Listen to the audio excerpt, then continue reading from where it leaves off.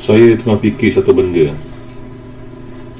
Andai kata sekarang ni lah, saya suruh anda beli untuk saya gula-gula, tapi saya tak nak sebut apa benda jenama gula-gula tu. Boleh tak awak beli?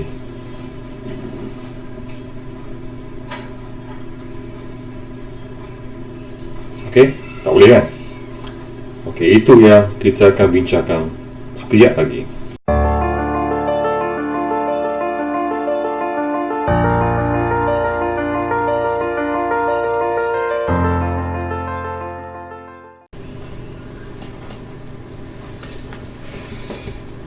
Untuk pengetahuan anda, pada tahun sekarang ni, 2020 ni, setiap orang mengikut kajian akan melihat dalam satu hari secara puratanya adalah sekitar 6,000 hingga 10,000 iklan setiap orang dalam masa satu hari. Nampak tak betapa pentingnya pengiklanan ini?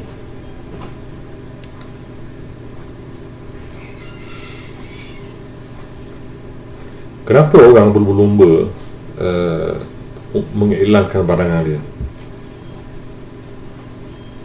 Kenapa? Soalannya kenapa? Kalau anda lihat setiap hari, katakan anda menonton TV kan, awak tengok dekat bandar-bandar besar, awak tengok tak dekat bangunan dia iklan keluar sentiasa silih berganti kan, banyak.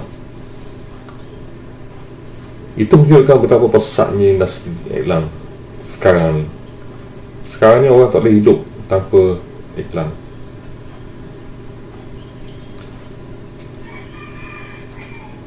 Kenapa? Soalnya kenapa iklan tu terlampau banyak, hingga kan ada sanggup mengiklankan sampai berbilion hanya untuk iklan sahaja.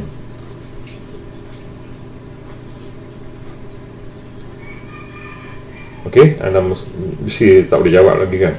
Masih terngiang-ngiang macam mana? Sebenarnya produk yang ada dekat dunia hari ni terlampau banyak. Jadi pengusaha ni dia saling berlawan antara satu sama lain untuk menonjolkan jenama masing-masing ataupun produk masing-masing. Kerana tanpa mereka membuat iklan, produk mereka akan tenggelam, langsung orang tak kenal. Sebab itu masing-masing cuba menonjolkan diri dengan membuat iklan pada produk ataupun servis masing-masing. Dan berapa harga yang patut dibayar untuk iklan tu, benda tu adalah satu perkara yang subjektif, bergantung kepada siapa anda, besar mana company anda, siapa yang anda suruh. Adakah anda buat sendiri iklan tu? Tidak ada jawapan yang khusus untuk perkara tersebut. Okey, untuk secara sepintas lalu, iklan ni kalau yang seriusnya lah, yang serius, dikendalikan oleh agensi pengiklanan. Terdapat banyak industri agensi pengiklanan di seluruh dunia. Ada yang bertaraf international, ada yang bertaraf lokal, ada yang bertaraf syarikat-syarikat kecil, dan ada yang buat sendiri.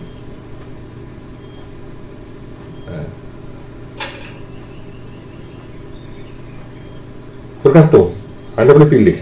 Kalau anda rasa anda tak mampu untuk suruh syarikat kecil sekalipun, anda rasa setakat ni anda mampu terpaksa buat sendiri, tak ada modal, maka boleh buat sendiri. Tapi ilmu kena ada lah. Apa yang kita akan belajar hari ni adalah, saya akan ajar awak untuk macam mana nak buat sendiri iklan tu.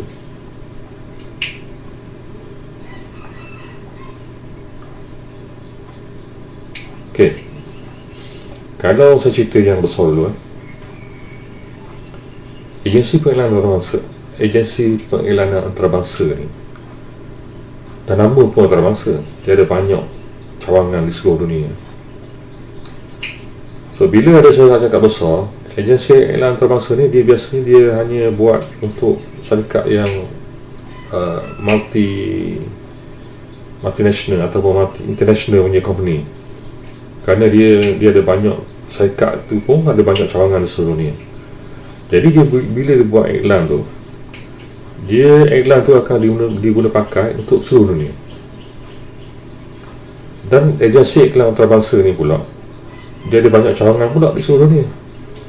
Jadi iklan untuk agensi tadi tu, dia akan bagi-bagikan kepada agensi-agensi seluruh dunia tadi, dan agensi yang cawangan dia yang seluruh dunia tadi akan memikirkan idea tempatan yang boleh diterima oleh penduduk di negara tersebut. Contohnya, katakan bateri Eveready lah, contohnya Eveready. Kalau kita tengok, mungkin awak tak pernah tengok lah, masa zaman saya ada iklan Eveready ni versi Malaysia. Tiba-tiba bila saya layar internet, ada pula iklan Eveready, bateri Eveready yang seakan-akan yang Malaysia punya version, tapi dia punya cara tu ada lain sikit. Mungkin dia menunjukkan budaya tempatan untuk negara tersebut, dan Malaysia dia gunakan budaya tempatan kita lah. Contohnya berlatar belakangkan orang mewah, contohnya lah, ataupun talent tu memakai baju tradisional ke apa ke, ada songkok ke. Jadi itulah budaya tempatan di Malaysia. Sedangkan untuk yang versi yang overseas punya, mungkin katakan versi Jepun, ada lah dia pakai kimono ke apa kan, sambil-sambil dia letak bateri dalam radio ke apa. Itu contoh lah, contoh supaya anda boleh faham macam mana peranan agensi pengiklanan antarabangsa ni, dia berfungsi macam mana. Okey, kemudian macam mana agensi ini berperanan dalam menghasilkan satu-satu produk pengiklanan. Nama pun besar kan, nama agensi tu pun besar gah. So dia punya teamwork tu sangat besar. Di kalangan staff agensi tersebut ada ramai lah. Yang paling tinggi dipanggil creative director, itu paling top lah, top. Bawah pada dia dipanggil art director. Di bawah art director tu ramai lah. Ada graphic designer, visualizer, copywriter, lagi satu tu dipanggil account executive. Account executive bukan buat account duit dia yang berkaitan dengan finance, dia adalah berkaitan dengan, bahasa mudahnya salesman lah, tapi dia panggil account executive. Dia kerja dia mendapatkan klien-klien baru untuk agensi itu. So bila ada satu-satu projek, tim ni akan meeting, dan dia akan bos akan brief kepada tim hala tuju iklan tersebut, apa yang nak dibuat terhadap iklan tersebut, macam mana. Jadi bila dia orang meeting, art director akan memanggil tim dia untuk mengadakan sesi brainstorming ataupun semasaran tu. Mereka akan memerah idea macam mana nak buat,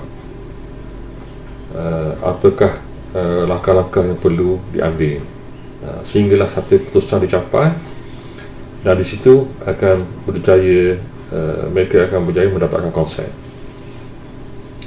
Bila konsep dah dapat, kemudian mereka akan berbincang balik dengan klien, adakah klien bersetuju ataupun ada sedikit pindaan yang akan dibuat. Okey, jika semua sudah setuju, maka terlaksanalah apa yang telah dirancang tadi. Okey, mula-mula sekali yang akan buat, director akan brief kepada visualizer, dia panggil visualizer. So director akan terangkan konsep, nak macam ni. Okay, ni dah berjaya dapat keputusan ni. So apa yang visualizer tu buat, dan dia akan sketch gini ke. Okay, kalaulah begitu sebenarnya dikendaki oleh director, okay, setuju, maka sketching tadi akan diberikan kepada graphic artist akan buat nampak proper lah.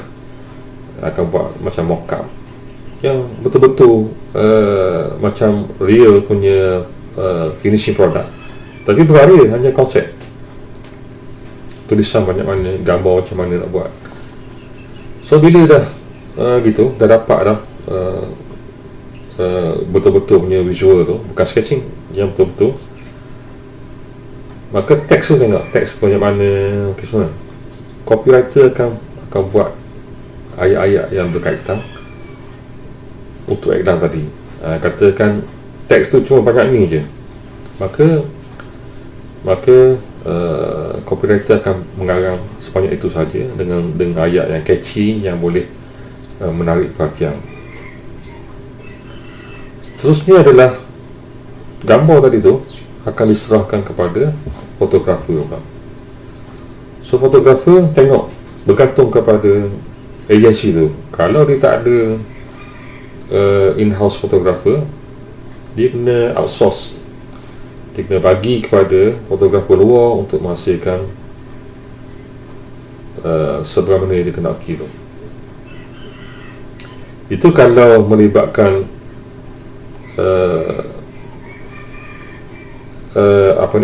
printing saja, benda-benda yang berkaitan dengan printing. Tapi kalau benda tu berkaitan dengan video contohnya, maka agensi akan outsource kepada agensi lain yang buat video.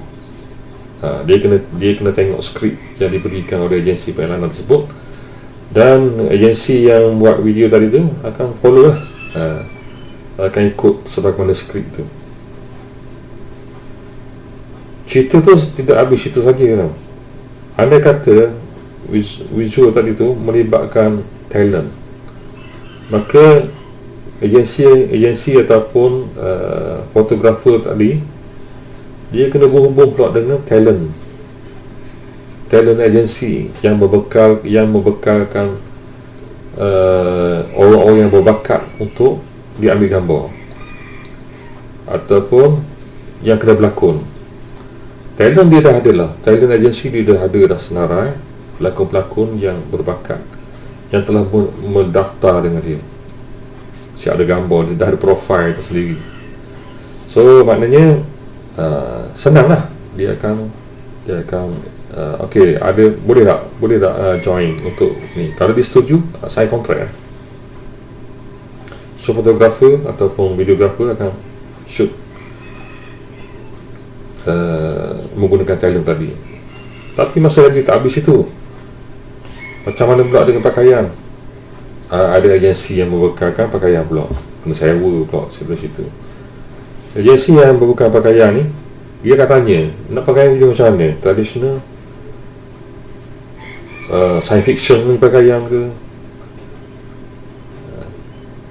polis ke, askar ke, tahun berapa, tahun sekarang ke, tahun 60-an dulu ke, 50-an dulu ke, semua dia dah ada.